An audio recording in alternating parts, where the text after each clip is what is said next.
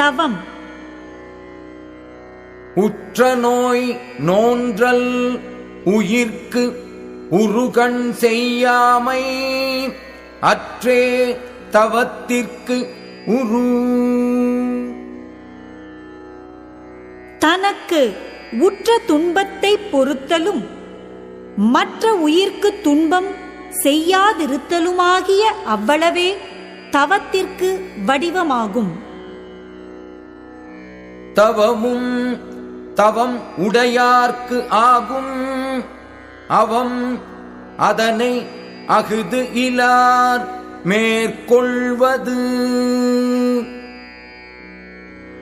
தவக்கோலமும் தவ ஒழுக்கம் உடையவர்க்கே பொருந்துவதாகும்.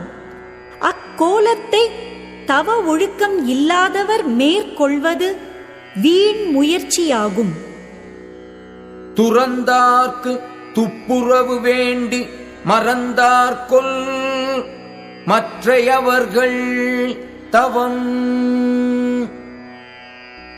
துறந்தவர்க்கு உணவு முதலியவை கொடுத்து உதவ வேண்டும் என விரும்பி மற்றவர்களாகிய இல்லறத்தினர் தவம் செய்தலை மறந்தார்களோ? பொன்னார்த்தெறலும் உவந்தாரை ஆக்கலும் எண்ணின் தவத்தான் வரும்.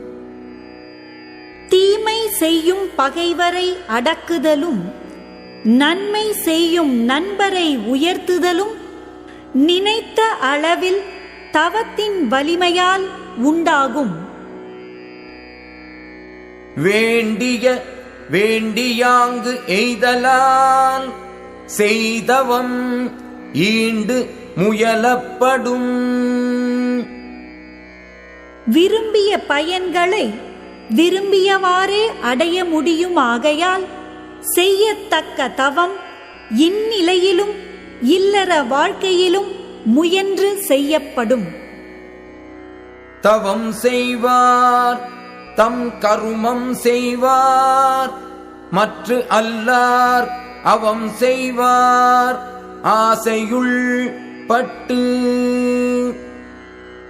தவம் செய்கின்றவரே தமக்குரிய கடமையை செய்கின்றவர் ஆவர்.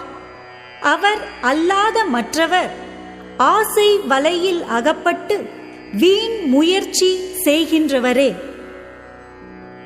சுடச்சுடரும் பொன்போல் ஒளிவிடும் துன்பம் சுடச்சுட நோக்கிற்பவர்க்கு.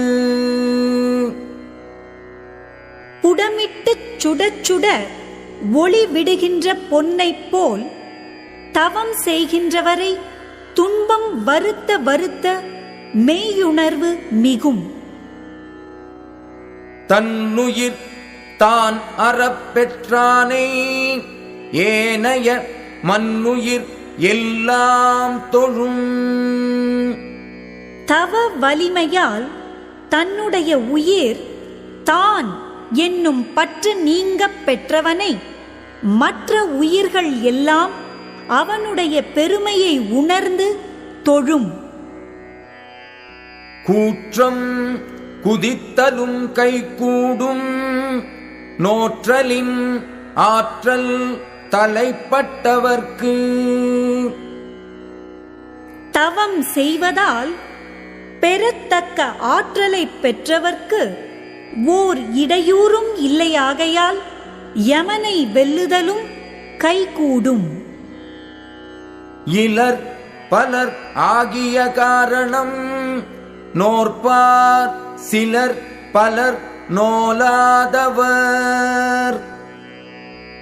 ஆற்றல் இல்லாதவர் பலராக உலகில் இருப்பதற்கு காரணம் தவம் செய்கின்றவர் சிலராகவும் செய்யாதவர் பலராகவும் இருப்பதே ஆகும்.